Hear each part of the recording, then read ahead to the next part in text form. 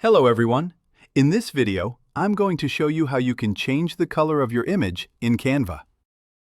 Yes, you can change the color of your image in Canva. So, if you want to give your photo an aesthetic look, change its colors, or experiment with the tones of your image, you can easily do that in Canva. So right now, I'm using this image as an example. So click on it and go to the Edit section. In the filters, you will find a lot of options. Just pick one, any that you like. Let's go with this natural one. You can choose this one, and like this, you can simply set the intensity just like this. This way, you can easily and just go with the option that you like and that meets your expectations. So yeah, like this you can choose whichever filter you like. And if everything looks good and everything is working, just play with the intensity and see which one feels right and looks attractive to you. Just go with that one.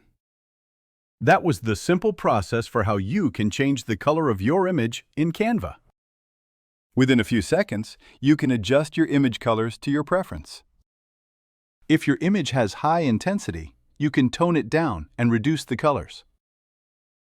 In this way, you can change the colors as you want and edit your image in any color you like. For example, this is the image whose color I have changed. And to download it after I'm satisfied, I will go to the Share option and then select Download. To download it, you can choose any format you like.